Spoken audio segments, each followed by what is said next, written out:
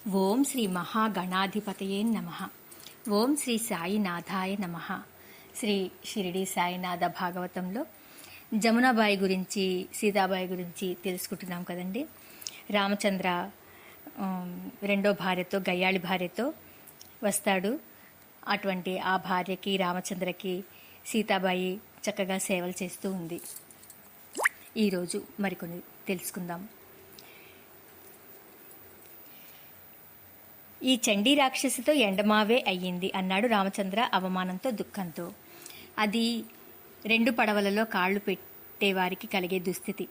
దురాశాపరులకు దైవం ఇచ్చే బహుమతి. నీవు సన్యాసివి కావలసి ఉంటే దైవం నిన్ను ఆ బాటలోనికి వారితోనే జన్మింపచేసేవాడు కదా. గృహస్థ జీవితం నీచమైనది కాదే. మహర్షులలో ఏ కొద్దిమందో తప్ప మిగతా వారంతా గృహస్థాశ్రమాన్ని గౌరవించి గృహస్థ ధర్మం నెరిపిన వారే కదా. వారందరికంటే గొప్పవాడువా నువ్వు? బ్రహ్మచర్య, గృహస్థ, సన్యాస, వానప్రస్థాలన్నారు పెద్దలు. గృహస్థ ధర్మానికి అత్యంత ప్రాధాన్యత ఇచ్చారు మహర్షులు. గృహస్థులు లేకపోతే అందరూ సన్యాసులు, బ్రహ్మచారులు, వానప్రస్థులు అయితే మా అందరికీ భిక్ష పెట్టేవారెవరు? పంటలు పండించేవారెవరు? ఈ గ్రామాలు, నగరాలు, గుడులు, గోపురాలు ఎక్కడ ఉంటాయి? అంతా అడవులు, ఆశ్రమాలు అయితే మానవ జీవితానికి పరిపూర్ణత ఎలా వస్తుంది? సృష్టికి ప్రతి సృష్టి ఎలా జరుగుతుంది? తాత్కాలిక ఆవేశంలో సన్యాసం పుచ్చుకున్నావు. తాత్కాలిక ఆవేశంలో కనిపించిన ఆడదాన్ని రెండో పెళ్లి చేసుకున్నావు. కనీసం ఇంటికి రావాలనిపించినప్పుడైనా ఆ రెండో పెళ్లి అనే బంధం లేకుండా వచ్చి ఉంటే సరిపోయేది కదా. కొత్త మోజు, కొత్త రుచులు, రోగం కుదిరిపోయింది ఇప్పుడు. ఆ భార్య అనే అధికారం ఆమెకు నీవిచ్చినదే. నీకు ఉరిత్రాడే కూర్చుంది. నీవు చేసుకున్న కర్మ కదా ఇది అన్నారు బాబా. రామచంద్ర చప్పున బాబా కాళ్ళు పట్టుకున్నాడు. ఎలాగైనా నన్ను కాపాడండి బాబా. ఈ దెయ్యాన్ని వదిలించే మహత్యం చూపండి. నేను నా సీతతో బుద్ధిగా కాపురం చేసుకునే అవకాశం కలిగించండి. ఇక నా జన్మలో సన్యాసం అని బాధ్యతల నుండి పారిపోవడం గాని, మరో స్త్రీ వైపు కన్నెత్తి చూడటం కానీ చేయనుగాక చేయను. మీ పాదాల మీద ఆన అన్నాడు. సరే, ఈ రోజు నుండి రోజూ రాత్రివేళ మసీదుకు వచ్చి పడుకో అన్నారు బాబా. కాని పగలు కూడా ఇంటికి వెళ్లకు అన్నారు మరలా. అలాగేనంటూ వెళ్ళాడు రామచంద్ర. 4 రోజులు రామచంద్ర ఇంటికి రాకపోయేసరికి చండీకి చెడ్డ కోపం వచ్చింది. మసీదు వద్దకు వచ్చి మసీదులో బాబా వద్ద ఆ పని ఈ పని చేస్తున్న రామచంద్రాన్ని తిట్టిపోయేసాగింది. ఒక సన్యాసిని నమ్మి వచ్చి నన్ను పెళ్లాడావు. ఈ ఫకీరు మాయలో పడి మరోదాన్ని కట్టుకుందాం అనుకుంటున్నావేమో. నేను చండిని. మా తాత ముత్తాతలు చంబల్లోయలోని గజదొంగల వారసులు. వారి ముని మనవరాలును నేను. జాగ్రత్త, నీ ప్రాణాలు తీసేస్తాను అంటూ కేకలు వేయసాగింది. బాబా మౌనంగా ఉన్నారు. రామచంద్రం సిగ్గుతో చితికిపోయాడు. మిగతా భక్తులు ఎవరి పనులు వారు చేసుకోసాగారు. వారం, 10, 20 రోజులు ఈ నాటకం అలా సాగుతూనే ఉన్నది. బాబా, మీ మసీదు ముందు ఈ గోల మీకు నా వల్ల కలిగిన బాధ కదూ. నన్ను వెళ్ళనివ్వండి. నా కర్మ నేను అనుభవిస్తాను అన్నాడు రామచంద్రం ఆవేదనగా. వద్దొద్దు, నువ్వు మసీదు దాటితే చచ్చిపోతావు, జాగ్రత్త అన్నారు బాబా. ఇలాంటి సైతాన్లను ఎన్నటినో చూసింది మసీదు. అదే పోతుంది అన్నారు బాబా. 3 వారాలు అలా అరిచి అరిచి చండీ అలసిపోయింది. ఇంటి వద్ద రామచంద్రం అమ్మా నాన్న, ఇరుగు పొరుగు వారు కలిసి ఆమెను ఇంట్లోకి రానివ్వలేదు. ఎవరూ వేళకు అన్నం పెట్టేవారు కారు. మావాడు ఎప్పుడో మా నుండి విడిపడిపోయాడు. అప్పుడు సన్యాసి అని వెళ్ళాడు. ఇప్పుడు బాబా వద్ద ఉన్నాడు. వాడు పోషిస్తే వాడి దగ్గర ఉండు, లేదా వెళ్ళు. మాకు నీకు ఎలాంటి సంబంధం లేదు అనేశారంతా. తన నోరు తనకు ఆయుధం అనుకున్న చండీ ఆ నోటి యొక్క తీవ్రత బాబా వద్ద పనిచేయకపోవడంతో అలసిపోయింది. నెల తిరిగేసరికి ఆమె షిరిడీ వదిలి మరల తాను ఎక్కడి నుంచి వచ్చిందో అక్కడికి మధ్యప్రదేశ్లోని చంబల్లోయ దగ్గరుండే తన గ్రామానికి వెళ్ళిపోయింది. ఓ బాబా, విను విను. నేనిక్కడ నీకు ఊడిగం చేసే మొగుడి కోసం పడి ఉంటాననుకున్నావా? నా ఊరికి నేను పోతాను. నాకు అంటే 1,000,000 మంది మొగుళ్ళు వస్తారు నేను కోరుకుంటే. నా మొగుడిని నువ్వే కట్టుకో అంటూ చండాలంగా తిట్టి మరీ వెళ్ళింది. ఆ మోటు భాష, ఆ హావభావాలు అందరూ వింటున్నారు. నిర్ఘాంతపోయారు. బాబా, నా వలన మీరు తిట్లు తిన్నారు అన్నాడు రామచంద్రం బాధగా. ఏం చేస్తాం, నేను అప్పుడప్పుడు ఎందరినో చెడ్డగా తిడుతుంటాను కదా, నా కర్మ నేను అనుభవించాలి కదా. అది నీ ద్వారా, నీ రెండో భార్య అనబడే భూతం ద్వారా తీరిందనుకుంటాను అన్నారు బాబా పకపక చిన్నపిల్లవాడిలా నవ్వుతూ. రామచంద్రంను ఆ మరునాడే ఇంటికి పంపివేశారు బాబా. సంవత్సరం తిరిగేసరికి సీత పండంటి మగపిల్లవాడిని ప్రసవించింది. వాడి నామకరణం మసీదులో చేయాలనుకుని వచ్చారు సీత రామచంద్రములు. బాబా పాదాల వద్ద ఆ పిల్లవాడిని పడుకోపెట్టి, వీడికి పేరు నిర్ణయించండి బాబా అన్నారు సీతారామచంద్రములిద్దరూ. నేను పెట్టనా, మీరే పెట్టండి అన్నారు బాబా పిల్లాడి చేతితో తాకి ఆశీర్వదిస్తూ. సాయి చరణుడని పెడదామనుకున్నాము మొదట, కానీ మీరు నిర్ణయించాకే పేరు స్థిరపరుస్తాం అన్నారు ఇద్దరు. అయితే నేనే పెడతాను వీడికి పేరు, చండీ చరణదాసు అన్నారు బాబా పకపక నవ్వుతూ. చాచా, అదేం పేరు బాబా, ఆ చండీభూతం పేరెందుకు కలిపారు అన్నాడు రామచంద్రం కంపరంగా. తప్పు రామచంద్ర, ఆమె మూలంగా, ఆమె పెట్టిన హింస వలననే కదా నీవు మరల నీ ఇంటికి చేరుకోగలిగావు. ఆమె నీ భార్యకు నిన్ను అప్పగించి నిష్క్రమించింది. జీవితం పట్ల నీలో అవగాహన, ఆలోచన పెంచింది. పరోక్ష గురువు ఆమె నీకు. ఆమె నిష్క్రమణే నీ వంశాంకురానికి రూపం ఇచ్చింది. మరి ఆమెను స్మరించుకునే విధంగా చండీ చరణదాసు అన్నాను నేను. మరి చండీ ఎంత సేవ చేసిందో గుర్తుందా? రోజు నీకోసం మసీదుకు వచ్చేది, నిన్ను తిట్టేది, నన్ను తిట్టేది. నన్ను తిట్టడంలోనూ నేను దైవాన్నని గాని బాబానని గాని భయం కించిత్తు లేకుండా నిష్కపటంగా, నిర్మోహమాటంగా, నిర్లజ్జగా తిట్టేది. ఏ పరువుకు, ఏ కట్టుబాట్లకు, ఏ సమాజానికి, ఏ సంప్రదాయానికి, ఏ దైవభీతికి, ఏ ధర్మభీతికి ఆమె నోరు, హృదయం వెరవలేదు. కో అంటే కోటి మొగుళ్ళు వస్తారు నాకు అని సవాల్ చేసి నిన్ను నన్ను కట్టుకోమని పరోక్ష బోధ చేసి వెళ్ళిన ఆమె అమ్మవారి విశృంఖలా రూపం, ఆదిశక్తి, విశృంఖల తత్వం.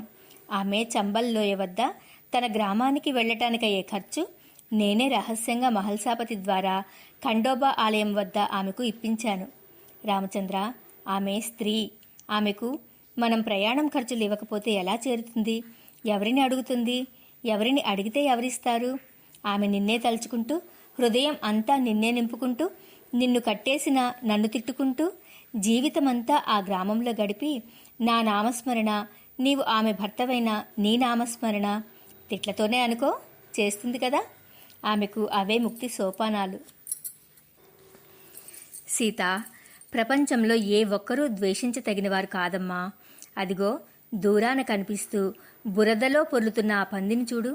దానికి మానవుల మతాన్ని ఆహారంగా దైవం, క్రితజన్మలో తన ఉచ్ఛిష్టాన్ని తాను తినగా మిగిలిన చెడిపోయిన పదార్థాలను, ఇతరుల ఎంగిలి పదార్థాలను తన ఇంటికి వచ్చే అమాయకపు పిల్లలకు, అతిథులకు, భిక్షువులకు పెట్టిన మనిషే ఈ జన్మలో అలా అశుద్ధం తినే పందిగా జన్మిస్తాడు.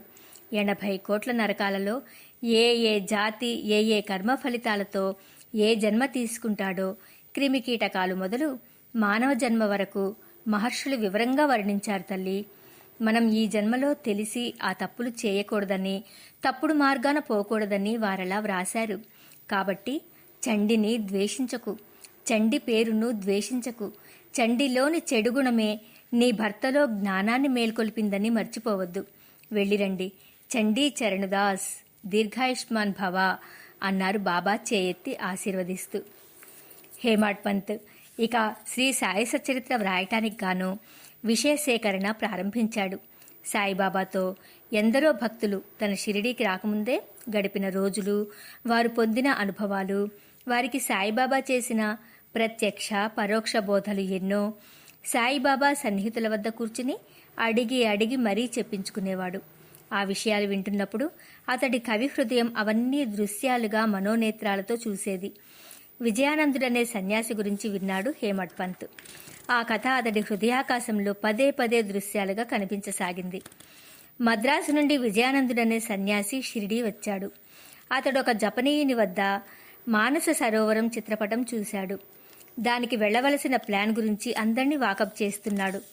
ఆనాడు ఏ యాత్రలకు వెళ్లాలన్నా మధ్యలో షిరిడీలో నుండే వెళ్లేవారు ఇలా సన్యాసులు, సాధువులు, యాత్రికులు. షిరిడీలోని సాయిబాబాను గురించి విన్న విజయానందుడు ఆ మహాత్మును కూడా దర్శించి వెళదామనుకుని షిరిడీలో ఆగాడు. అక్కడ అతడి హరిద్వార్ నుండి వచ్చిన సోమదేవస్వామి అనే స్వామి ఉన్నారు. సహజంగా ఇద్దరు యోగులు కలుసుకున్నప్పుడు ఆధ్యాత్మిక విషయాలు మాట్లాడుకుంటారు కదా. హరిద్వార్ గురించి, అక్కడి ఆలయాల గురించి, గంగ గురించి సోమనాథస్వామి చాలా గొప్పగా వర్ణించాడు. విజయానందునికి హరిద్వార్ కూడా దర్శించాలని చాలా కోరిక కలిగింది. అంతేకాదు, తాను జపాన్ దేశస్థుని వద్ద చూసిన మానస సరోవరం చిత్రం గురించి చెప్పి అక్కడికి చేరుకొనడానికి దగ్గర దారి గురించి సోమనాథస్వామిని ఆసక్తిగా అడిగాడు. సోమనాథస్వామి మానస సరోవరం చేరుకోవాలంటే చాలా కష్టాలు పడాలని, మహారాష్ట్ర నుండి సుమారు 500 మైళ్లు ప్రయాణించాలని, గంగోత్రి పైన చాలా దూరంలో మానస సరోవరం ఉంటుందని, 50-60 మైళ్లకు భాష మారుతూ ఉంటుందని, అక్కడి భూటాన్ వాస్తవ్యులు కొందరు యాత్రికులను మార్గదర్శనం చేస్తూనే చాలా మోసాలు చేస్తారని ఇలా వర్ణించాడు. విజయానందునికి చాలా నిరాశ కలిగింది. మానస సరోవరం దర్శించి మోక్షం పొందుదామనుకున్న అతడి కోరికకు ప్రయాణ సౌకర్యాలు ఎక్కువగా లేని ఆనాటి ఈ ప్రయాణ మార్గం, సోమనాథస్వామి చెబుతున్న విషయాలు ఆందోళన కలిగించాయి. సరే, ఎలాగా వచ్చాను, సాయినాథ మహారాజును దర్శించి తర్వాత వెళతాను అని నిర్ణయించుకున్నాడు. కానీ అతడి అంతరాంతరాలలో మానస సరోవరం గురించిన ఆందోళనే ఎక్కువగా ఉంది. ద్వారకామాయికి వెళ్లి బాబా దర్శనం చేసుకున్నాడు. సాష్టాంగ నమస్కారం బాబాకు చేసి ఆసనం వేసుకుని కూర్చున్నాడు. మొదట బాబా, ఈ సన్యాసిని మసీదు నుండి తరిమికొట్టండి అని గట్టిగా కేకలు వేశారు. విజయానందుడు హడలిపోయాడు. బాబా ఇలా కేకలు వేస్తారని అతడికి తెలియదు. అయినా అక్కడే అట్లాగే కూర్చున్నాడు. బాబా ప్రాతకాల దర్బారు ప్రారంభమైంది. కొందరు భక్తులు బాబా పాదాలు కడిగి శ్రీచరణ తీర్థం సేవిస్తున్నారు, శిరస్సుపై చల్లుకుంటున్నారు. కొందరు పండ్లు నివేదిస్తున్నారు. మరికొందరు గంధము, అత్తరును బాబా శరీరానికి పూసి ఆనందిస్తున్నారు. బాబా నిర్వికారంగా కూర్చొని ఉన్నారు. బ్రాహ్మణ, క్షత్రియ, వైశ్య, శూద్ర, హిందూ, ముస్లిం, స్త్రీ, పురుష అనే భేదభావాలు ఆ భక్త్యావేశులైన భక్తులలో మచ్చుకైనా కానరావటం లేదు. అందాక సాయిబాబా, ముస్లిం ఫకీర్ కదా, నేను హిందూ సన్యాసిని, ఆయనకు మ్రొక్కదగునా అని అంతరాంతరాలలో ఉన్న శంక పటాపంచలైంది విజయానందునికి. ఆ సమయంలోనే సాయిబాబా కూడా అతడి మీద అపార ప్రేమ ఉప్పొంగింది. అంచేత మసీదు నుండి కదలబుద్ధి కాలేదు. 2 రోజులు అతడు మసీదులోనే ఉండిపోయాడు. 3వ రోజు మద్రాసు నుండి ఒక వ్యక్తి వచ్చి విజయానందుని తల్లికి అస్వస్థతగా ఉందని వెంటనే పిలుచుకుని రమ్మన్నారని, షిరిడీలో అతడు ఉండవచ్చని ఊహించి బయలుదేరి వచ్చానని చెప్పాడు.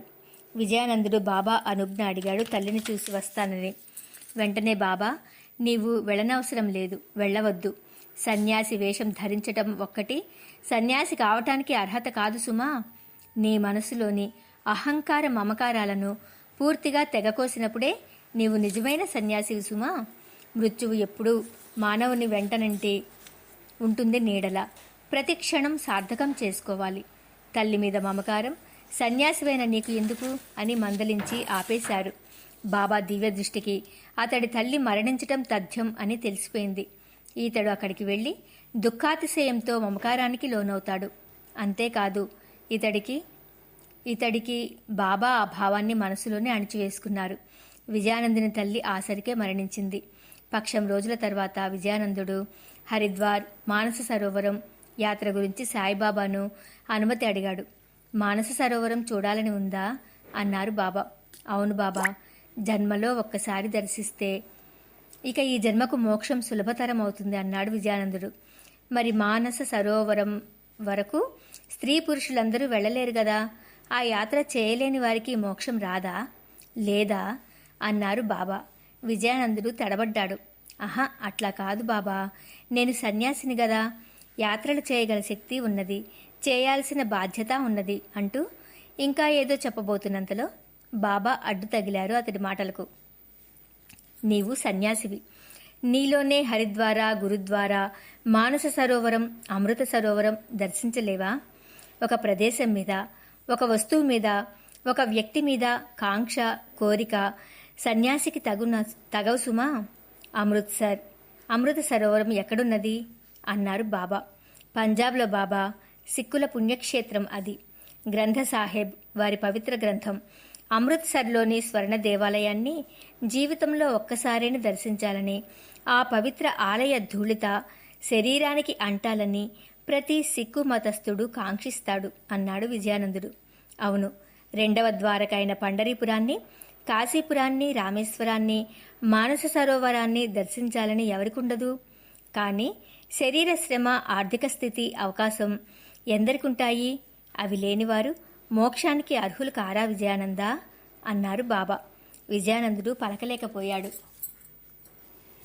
నీవు ఎక్కడికి కదలవద్దు. రేపటి నుండి భాగవత గ్రంథాన్ని 3 సార్లు సప్తాహాలు చెయ్యి. భక్తి శ్రద్ధలతో ఈ 3 సప్తాహాల పారాయణం జరగాలి సుమా. ఏకాగ్రచిత్తుడవై చేయి. మోహ విచ్ఛేదన చేస్తుందది అన్నారు బాబా. ఇక విజయానందుడు షిరిడీ వదలలేదు. 3 వారాల పాటు సప్తాహాలు, భాగవత పారాయణం అత్యంత భక్తి శ్రద్ధలతో చేయసాగాడు. ఏకాంతం కోసం ఒక్కొక్క రోజు లెండివనానికి వెళ్లి కూర్చునేవాడు. 3వ మారు పారాయణం చేస్తుండగా అప్పుడు అస్వస్థుడయ్యాడు. అయినా మానలేదు. ఆఖరి రోజు అతడు మసీదుకు వచ్చాడు తూలుతూ. అతడిలో జ్వాజ్వలమానమైన తేజస్సు చూసి భక్తులంతా ఆశ్చర్యచకితులయ్యారు. బాబా, నా శరీరం మానస సరోవరంలో రాజహంసలా తేలిపోతుంది అంటూ ఆనందంతో బాబా దగ్గరగా వచ్చి పక్కనే ఉన్న బడేబాబా ఒడిలో తలపెట్టుకుని పడుకున్నాడు. ఆయాస పడుతున్నాడు కొద్దిగా. అతడి హృదయం నిండుగా హరిద్వార్, గంగా, మానస సరోవరం పొంగి పొరలుతున్నాయి. విజయ, దర్శించు, నీ మానస సరోవరం ఏ శ్రమ లేకుండా చేరుకున్నావు నాయనా అన్నారు బాబా బడేబాబా ఒడిలో ఉన్న విజయానందుని శిరస్సుపై చేయి వేసి. అంతే, విజయానందుని శరీరం తేలికై మానస సరోవరంలో ఈదులాడసాగింది. మరుక్షణంలో అతడి కళ్ళు అరమోడ్పులై ప్రశాంతంగా చిరునవ్వుతో అరపెదవులతో అతడు బడేబాబా ఒడిలో చివరి శ్వాస వదిలాడు. బాబా నిశ్చల సమాధి స్థితిలో 2 నిమిషాలున్నారు. విజయానందుని మృత్యువు త్వరలో రాబోతుందని సర్వజ్ఞుడైన బాబాకు తెలుసు. అందుకే అతడిని తన తల్లి మరణ జంజాటంలోనికి వెళ్లనీయలేదు. తన సమక్షంలో భాగవతం 3 సప్తాహాల పారాయణం చేయించి అతడికి సర్వలోకాల, సర్వదేవత, సర్వక్షేత్ర దర్శనం మానసికంగా ప్రసాదించి చివరగా సర్వాంతర్యామి అయిన బాబా తన దర్శన స్పర్శనలతో విఖండ మోక్షాన్ని ప్రసాదించి అతడి సన్యాస జీవితాన్ని సార్థకం చేశారు సాయినాథుడు. విజయానందుని నిర్జీవ కళేబరాన్ని త్వరగా దహనం చేద్దామన్న భక్తులతో వద్దని, ఒక రోజంతా ఉంచమని చెప్పారు. బాబా అతడు మరల జీవిస్తాడేమో అనుకున్నారు కొందరు. కానీ 2వ రోజు బాబా శవదహనం చేయించారు. ఆ రోజే శవదహనం చేయించి ఉంటే అసలే షిరిడీపై, బాబాపై నిఘా ఉంచిన ప్రభుత్వం ఆ సన్యాసి మరణాన్ని సహజమా కాదా అని విచారణకు పూనుకుని ఉండేది. అందుకే బాబా ఒక రోజంతా శవాన్ని ఉంచి మరునాడు దహనం చేయించి విజయానందునిది సహజ మరణమని అందరూ అంగీకరించేలా చేసి ఒక ఉపద్రవం తప్పించారు. కబీర్ దోహే ఒకటుంది. మధురా భావై ద్వారిక, భావై జా జగన్నాథ్, సాధు సంగతి హరి భజన్ బినుహు కుచ్నా ఆవై హాత్. మధుర, ద్వారక, పూరి, జగన్నాథ క్షేత్రము మొదలైన దివ్య క్షేత్రాలన్నీ ఎన్ని తిరిగినా నిజమైన భక్తి, భగవత్ సాక్షాత్కారం జరగదు. సాధు సత్పురుషుల వద్ద ఉంటూ వారి సేవ చేయటం, భగవన్నామ భజన లేకుండా నీ వద్దకు మోక్షం రానే రాదు. సరిగ్గా ఇదే రుజువు చేశారు సాయినాథుడు విజయానందుని పాత్ర ద్వారా. కోపర్గావ్ దగ్గరి వతన్వాడి అనే ఊళ్ళో అమీర్ శక్కర్ అనే అతడున్నాడు. అతడు కసాయి జాతికి చెందినవాడు. పశువులను వధించడం, మాంసం విక్రయించడం అతడి కుల వంశవృత్తి. అతడు దళారీగా మారి మాంస విక్రయం వ్యాపారం చేపట్టాడు. అతడికి సాయినాథునిపై అపరిమితమైన భక్తి, బాబా వాక్కులు వేదవాక్కులు. అతడిగా చుట్టుప్రక్కల గ్రామాలలో పలుకుబడి కూడా ఉంది. కానీ అమీర్ శక్కర్కు హఠాత్తుగా సంధివాతం అంటే కీళ్లు బిగబట్టుకుపోవడం వ్యాధి వచ్చింది. అతడు వ్యాపారాన్ని వదిలి వచ్చి బాబా పాదాలు ఆశ్రయించాడు. బాబా అతడిని చావడిలోనే ఉండమన్నాడు. అప్పట్లో చావడి వెనకాల అంతా చెత్తా చెదారం కుప్పలుగా ఉండేది. వర్షం కురిస్తే చావడి ముందు, చావడి పంచ అంతా నీళ్లు కారి బురదమయంగా ఉండేది. ఈగలు, దోమలు, ఒకటేమిటి తేళ్లు, పాములు కూడా తిరుగాడుతుండేవి. కాళ్ళు చేతులు బిగబట్టుకుపోయిన అమీర్ శక్కర్ను ఆ మురికి వాతావరణంలో గాక మరెక్కడైనా ఉండమనవచ్చు బాబా. అక్కడే ఉండమని ఆదేశించారు. శక్కర్ కూడా బాబా ఆజ్ఞ శిరోధార్యంగా అక్కడే ఉండేవాడు. బాబా చావడికి వచ్చినప్పుడు బాబాకు అతడికి మధ్య ఒక తెర మాత్రం ఉండేది నామకార్థం. బాబా ఇతడితో ఎన్నో విషయాలు మాట్లాడేవారు తెల్లవార్లు. ఆ వాతావరణంలో అదొక్కటే అతడికి ఉపశమనం కలిగించే అంశం. పగలు బాబా భిక్షకు వెళ్తూ లేదా లెండి తోట నుండి వస్తూ అతడిని పలకరించేవారు. 11 నెలలు ఇలా గడిచింది. ఒకరోజు అతడికి విసుగుబుట్టి బాబా అనుజ్ఞ లేకుండా కోపరగాం పారిపోయాడు రాత్రివేళ. సర్వజ్ఞుడైన బాబాకు అదీ తెలుసు. ఆ రాత్రి అక్కడ సత్రంలో బస చేశాడు శక్కర్. కానీ అదే సత్రంలో ఆ రాత్రి ఒక సన్యాసి అమీర్ శక్కర్ను నీళ్లు అడిగి త్రాగి హఠాత్తుగా అతని ఒడిలో చనిపోయాడు. అతడి శరీరం బిగుసుకుపోయింది. తానొక్కడే ఈ మరణానికి సాక్షిభూతుడుగా ఉన్నాడు. తెల్లవారితే పోలీసులు తనని అరెస్టు చేయడం, చిత్రహింసలు పెట్టడం, కేసు శిక్ష తలుచుకున్న కొద్దీ అతడికి శరీరం స్వాధీనం తప్పుతోంది. సంధివాతం ఎలా పోయిందో ఆ చీకటిలో, ముళ్లలో రాళ్లలో పడి కాళ్ళు కీళ్ల నొప్పులు సైతం లెక్క చేయకుండా పరుగున నడిచి షిరిడీ చేరి చావడి లోపల పడుకున్నాడు. సాయినాథుని రక్షావలయంలో ఉన్న చావడి ఈ క్షణంలో అతడి స్వర్గం కంటే, వైకుంఠం కంటే, సత్యలోకం కంటే గొప్పదిగా, ఉన్నతంగా, పవిత్రంగా అనిపించసాగింది. తేళ్లు, పాములు, చెత్తాచెదారం, నీళ్లు, తడి సర్వం మందాకిని, భాగీరథి, భోగవతి, మరెన్నో పుణ్యనదుల్లా కనిపించసాగాయి. శక్కర్, బాగున్నావా? వ్యాహ్యాళికి వెళ్ళి వచ్చావా? శవాన్ని చూశావా? ఇప్పుడు నీ జబ్బు తగ్గిందా? అన్నారు బాబా నవ్వుతూ. ఉదయం లెండి తోటకు వెళ్తూ అక్కడికి వచ్చి, బాబా, పొరపాటైపోయింది. ఇక మీ పాదాలు వదలను. మీరెంతకాలం ఉండమంటే అంతకాలం ఇక్కడే మీ సాన్నిధ్యంలోనే ఉంటాను అన్నాడు శక్కర్ శరణాగతితో. శక్కర్, ఎన్నో జంతువులను చంపావు. అవి ప్రాణభయంతో గిలగిలలాడాయి. నీ వ్యాపారం అదే. కానీ దాని తాలూకు లాభంలో నీ పాపం, నీ పాపకర్మ సంచితం ఉన్నాయి కదా. అదంతా మరెవరూ అనుభవించాలి? ఈ 11 నెలలు ప్రాణభయంతో, మురికిలో ఈగలు దోమలు, జుగుప్సతో నీవు సందులు పట్టుకుపోయి అనుభవించిన నరకం నీ సంచితాన్ని పోగొట్టింది అన్నారు బాబా నవ్వుతూ. బాబా మాటలకు అడ్డొస్తూ అన్నాడు శక్కర్ భక్తిగా, బాబా, మీ సాన్నిధ్యమే నా సర్వపాపాలు పోగొట్టింది. పోన్లే, అలా భావించినా పర్వాలేదు.